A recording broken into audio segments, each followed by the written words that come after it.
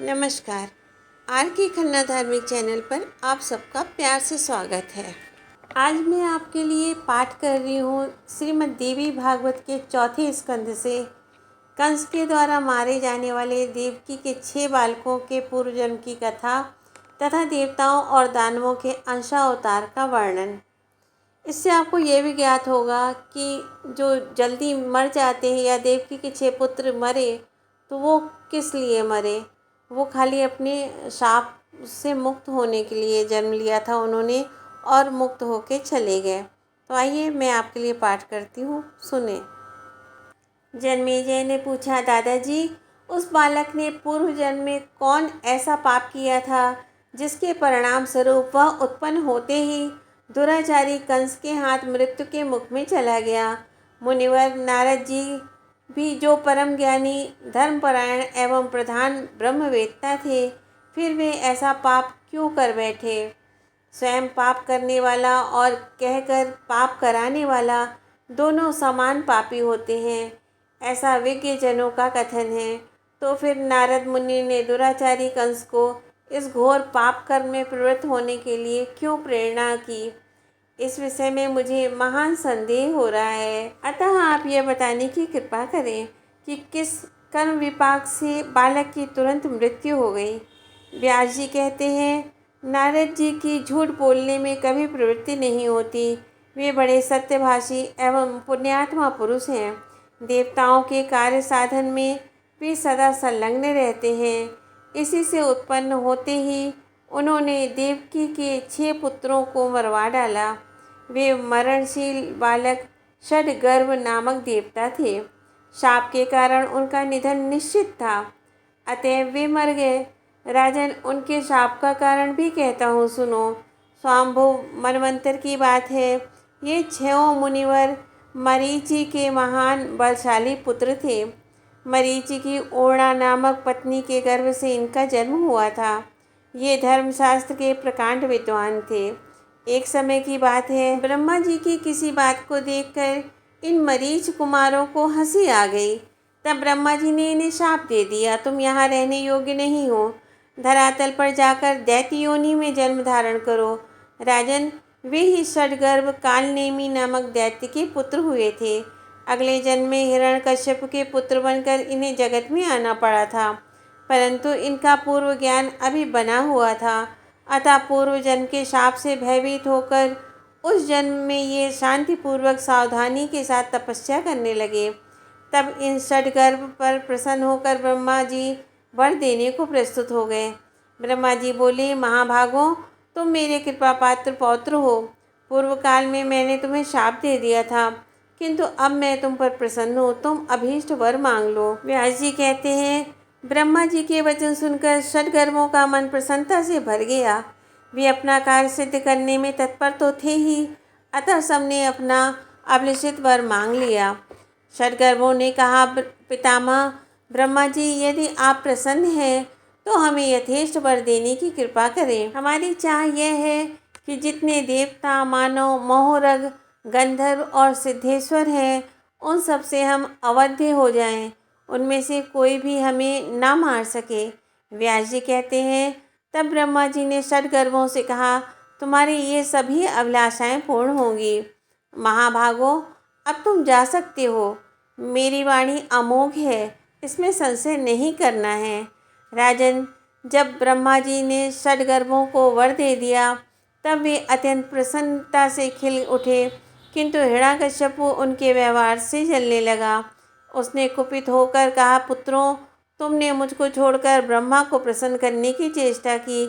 ऐसे बलशाली वीर होते हुए भी तुमने वर पाने के लिए उनका स्तवन भी किया और मेरे स्नेह को बिल्कुल ठुकरा दिया।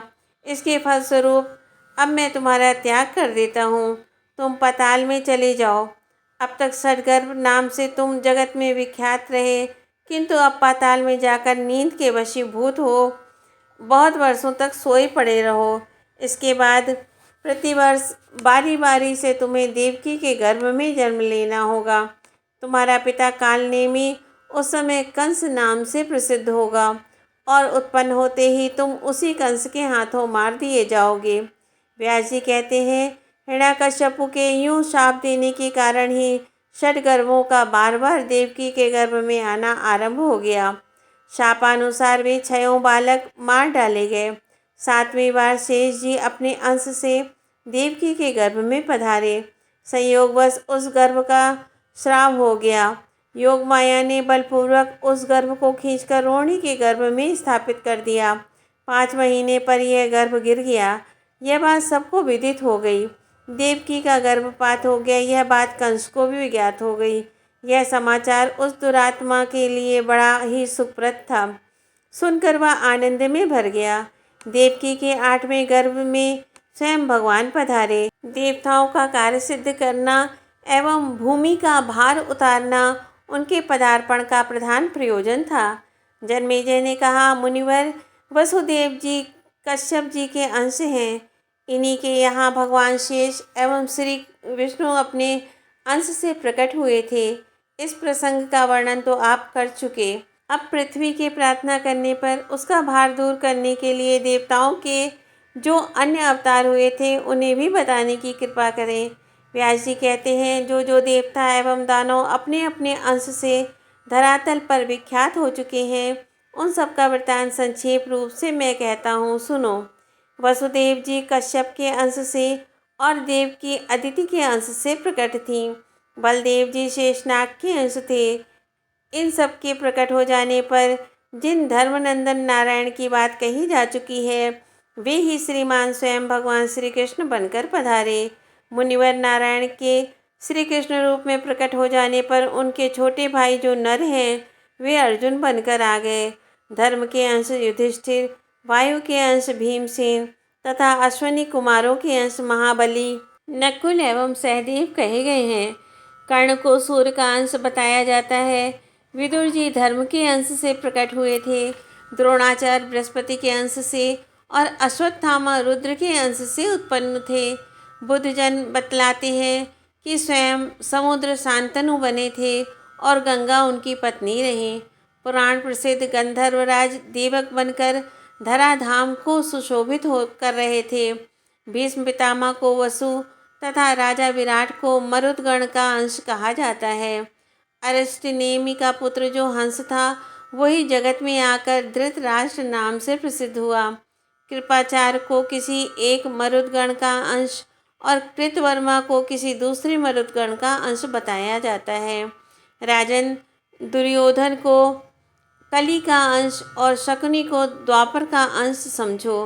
प्रसिद्ध सोमनंदन सुवर्चा भूमंडल पर सोमप्ररु यादव नाम से विख्यात हुए। धृष्टद्युम्न और शिखंडी क्रमशः अग्नि एवं राक्षस के अंश थे। प्रद्युम्न सनत कुमार के अंश कहे गए हैं। ध्रुपद वरुण के अंश थे। स्वयं भगवती लक्ष्मी द्रौपदी बनकर जगत में पधारी थी। द्रौपदी के 5 पुत्र विश्वदेव के अंश कहे जाते हैं। सिद्धि, धृति और मति, ये तीनों देवियाँ कुंती, माद्री और गांधारी के रूप में आकर भूमंडल की शोभा बढ़ाने लगीं, जिन्हें भगवान श्री कृष्ण की धर्मपत्नी बनने का सौभाग्य प्राप्त हुआ था। वे सभी स्वर्ग की दिव्य रमणियाँ थीं। इंद्र के संपर्क में रहने वाले सभी उनकी प्रेरणा से धरातल पर आकर दुराचारी नरेश बने थे। शिशुपाल हिरण्यकश्यप का अंश था। विप्रचित्ति जरासंध होकर तथा प्रहलाद शल्य बनकर आए थे। कालनेमी कंस हुआ। है शिरा ने केशी का जन्म पाया। बलि कुमार कुकुद्मी अरिष्टासुर बना, जिसने श्री कृष्ण के हाथों गोकुल में प्राण छोड़े। अनुहराध धृष्टकेतु बना। भगदत्त बाष्कल हुआ। लंब ने प्रलंबासुर का शरीर पाया और खर धेनुकासुर बना। वाराहा और किशोर नामक जो अत्यंत भयंकर 2 दैत्य थे, वे धरातल पर चाणूर और मुष्टिक नामक प्रख्यात पहलवान हुए। दिति का पुत्र जो अरिष्टासुर था, वह कुवलया पीड़ हाथी के नाम से विख्यात हुआ। बलि की पुत्री पूतना बनी और उसका छोटा भाई बकासुर कहलाया। यम, रुद्र, काम और क्रोध, इन चारों के अंश से महाबली अश्वत्थामा का जन्म हुआ था। जिस समय ब्रह्मा प्रभृति प्रधान देवता प्रार्थना करने के लिए भगवान श्री हरि के पास पधारे थे, उस समय भगवान ने उन्हें काले और सफ़ेद रंग के 2 केश दिए थे।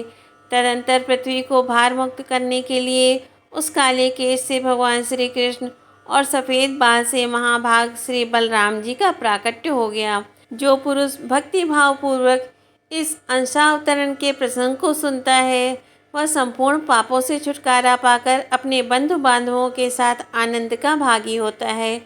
ओम नमो भगवते वासुदेवाय। मित्रों, भक्तों, कथा को बच्चों और युवाओं तक पहुँचाएं, खूब शेयर करें। धन्यवाद।